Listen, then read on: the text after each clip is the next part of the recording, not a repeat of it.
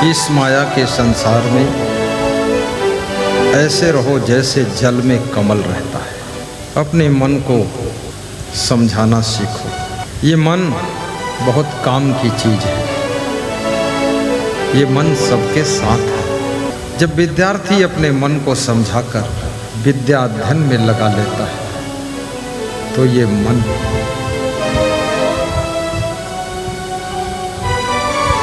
विद्या अध्ययन में लगने के बाद तुमको इंजीनियर, वैज्ञानिक, डॉक्टर, प्रोफेसर बना देता है। जब एक साधु इस मन को समझाकर त्याग, तपस्या, साधना में लगा देता है तो मन संत को तपस्वी, महात्मा बना देता है और संत की पूजा होने लगती है। जब मनुष्य अपने मन को समझा करके भक्ति में डुबा देता है तो ये मन आपको ध्रुव, प्रहलाद, मीरा और सेवरी बना देता है। दुनिया में तुम्हारा नाम याद किया जाता है। जब मन को समझा करके तुम देशभक्ति में डुबा देते हो तो ये मन तुमको देशभक्त बनाकर देश की सेवा में लगा देता है। देशवासी तुमको याद करते हैं। सरदार भगत सिंह, सुभाष चंद्र बोस, चंद्रशेखर आजाद, लाला लाजपत राय तुम बन जाते हो। जब एक स्त्री अपने मन को समझा लेती है तो ये मन गृहस्थ आश्रम को बसा देता है। और जो स्त्री मन को नहीं समझा पाती है, मन को नहीं संभाल पाती है, गृहस्थ आश्रम उजड़ जाता है। इधर उधर सब खिसक जाते हैं। सारा खेल तुम्हारे मन को समझाने का है। ये मन तुम्हारा शत्रु नहीं है, ये मन मित्र भी है। मन को समझाकर पढ़ने में लगाइए। कितने विद्यार्थी कहते हैं मेरा मन पढ़ने में नहीं लग रहा है, तो उनसे पूछो तुम्हारा मन कहाँ लग रहा है, तो कहते हैं मेरा मन मोबाइल में लग रहा है। बच्चों का मन मोबाइल में बहुत लगता है।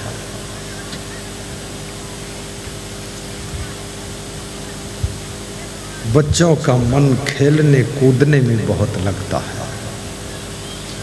बच्चों का मन दोस्तों के साथ बहुत लगता है। विद्यार्थी का मन सोने में खूब लगता है। लड़कियों का मन फैशन में खूब लगता है, श्रृंगार। पूरा उनका खोपड़ी का दिमाग खोपड़ी के बालों में ही खर्च हो जाता है। बालों में इतनी डिजाइन खोपड़ी में बनाती हैं लड़कियां कि बाल भी रोते होंगे कब शांति मिलेगी। पूरा खोपड़ी खर्च हो गई खोपड़ी के बालों में।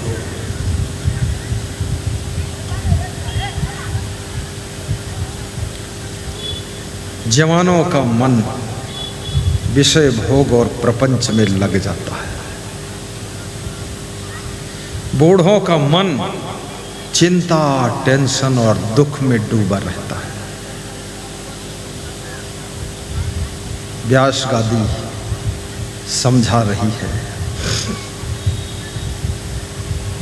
हे बेटियों, हे बेटों, अपने मन को मोबाइल से भी हटाइए, फैशन से हटाइए, श्रृंगार से हटाइए, व्यसन से हटाइए, नशा से हटाइए, मनोरंजन खेल कूद से भी हटाइए। पूरा मन 100 के 100% पढ़ने में लगा दीजिए, पढ़ने में लगा दीजिए, पढ़ने में लगा दीजिए। जो टीचर तुमको पढ़ा रहा है, प्रोफेसर, वो भी एक दिन विद्यार्थी था। उसने अपना मन पढ़ने में लगा दिया, आज वो प्रोफेसर। जो डॉक्टर तुमको दवाई दे रहा है वो भी एक दिन विद्यार्थी था, लेकिन उसने अपना मन मेडिकल एजुकेशन में लगा दिया। आज वो डॉक्टर है, तुमको दवाई दे रहा है। आजकल के डॉक्टर तो हाथ भी नहीं पकड़ते, सब मशीनें रिपोर्ट लाती हैं, देख लेते हैं, कलम से लिख देते हैं। और परामर्श शुल्क 500 रुपये, 1000 रुपये। दिल्ली में एक डॉक्टर तो 5000 रुपये शुल्क लेता है। पहले फीस जमा करो फिर अंदर आओ। बीमारी ठीक होगी कि नहीं ठीक होगी, कुछ फ़ायदा होगा कि नहीं, उससे कोई मतलब नहीं। 5000 पहले दे दो। ये भी कभी विद्यार्थी था, लेकिन बहुत ऊंची पढ़ाई पढ़ा है, इसलिए बहुत बड़ा डॉक्टर बना। शिक्षा और संस्कार, संस्कार तुमको महान बनाता है, और शिक्षा की सीढ़ियों पर चढ़ करके तुम धनवान बनते हो, और संस्कारों को पा करके तुम महान बनते हो, और सत्संग को पा करके तुम ज्ञानवान बनते हो, और भक्ति को पा करके तुम श्रद्धावान बनते हो। जय जय। इसलिए श्रद्धावान भी बनो। अपने बच्चों को केवल शिक्षा देने के लिए आतुर मत होइए, बच्चों को संस्कार भी दीजिए। कितने माँ बाप बच्चों को शिक्षा के लिए कनाडा भेजते, अमेरिका भेजते, और बच्चे वहाँ जा कर के ये भी भूल जाते हैं कि मेरा कोई माँ बाप भी है। पहले उनको ये भी संस्कार दो कि माँ बाप क्या होता है। और प्राइवेट स्कूलों में हो या सरकारी स्कूलों में, एक क्लास तो संस्कार का क्लास होना चाहिए। विश्व के अंदर अगर सुख शांति स्थापित करना चाहते हो, मनुष्य को प्रसन्न देखना चाहते हो, तो याद रखना स्कूल में एक क्लास संस्कार का क्लास हो, जिसमें सब सिखाना चाहिए। अंग्रेजी बोलते हैं और हिंदुस्तान के प्रति देशभक्ति नहीं है। संस्कार क्लास में देशभक्ति भी सिखाइए, मातृभक्ति, पितृभक्ति, भ्रातृभक्ति, ग्राम भक्ति, गौ भक्ति, गुरु भक्ति, ये भक्ति भी सिखाइए। नशा व्यसन से मुक्ति भी सिखाइए, उसका भी संस्कार दीजिए। केवल अक्षर का ज्ञान आपको न सुख दे सकता न शांति दे सकता है। अक्षर के ज्ञान के साथ साथ मानव जीवन के संस्कार का ज्ञान होना चाहिए। तो याद रखना, शिक्षा केवल तुमको धनवान बनने में मदद कर सकती है, धन कमाने के लिए मदद कर सकती है, लेकिन संस्कार, धन कहाँ खर्च करना चाहिए, धन कैसे रखना चाहिए, और धन से धन्य बनने के लिए संस्कार ही तुमको ज्ञान देता है। धन कमा लोगे, लेकिन याद रखना, अगर संस्कार नहीं होगा तो गलत तरीके से धन कमाओगे। रिश्वतखोरी, घूसखोरी और घूसाखोरी और चोरी और सीना चोरी, कहते हैं संस्कार विहीन पढ़ा लिखा व्यक्ति अनपढ़ से ज्यादा खतरनाक हो जाता है। फिर वो ऐसे होता है जैसे पागल हाथी को डंडा थमा दिया गया है। इसलिए याद रखना, संस्कार विहीन, और जिस नारी को संस्कार मिल गए, जिस बेटी को, उसका एक लक्ष्य रहता है, मेरी माँ भी खुश रहे, मेरे पिता का सम्मान रहे, मेरे पति देव भी प्रसन्न रहे, मेरे सास ससुर भी खुश रहे।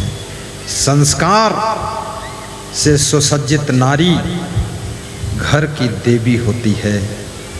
संस्कार से श्रृंगारित पुरुष घर का देवता होता है।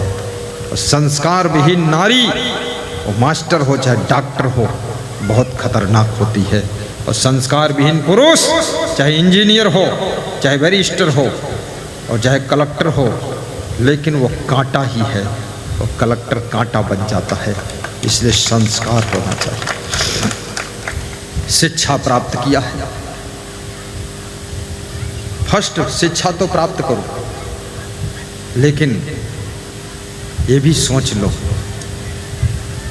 जिस गांव में मेरा जन्म हुआ है इसके लिए मेरा क्या कर्तव्य है। धन के अंबार लगा दिया, गांव के लिए कुछ नहीं किया। तुम कहते हो गांव में सब गंवार लोग रहते हैं, अरे इन्हीं गंवारों में से तुम बड़े गंवार थे, निकले हो आगे, इनको गंवार बताते हो। तू कौन बड़ा सुनार है। गांव के लिए भी कुछ कीजिए, देश के लिए कुछ कीजिए, परिवार के लिए भी कुछ कीजिए, समाज के लिए कुछ कीजिए। मनुष्य होने के नाते मनुष्य के लिए कुछ करना तुम्हारे लिए चुनौती है। अगर मनुष्य के लिए कुछ कर नहीं सके तो मनुष्य होना व्यर्थ है। मनुष्य वह है जो मनुष्य के लिए जिए। बहुत बड़े कवि ने कहा है कि मनुष्य वह जो मनुष्य के लिए मरे।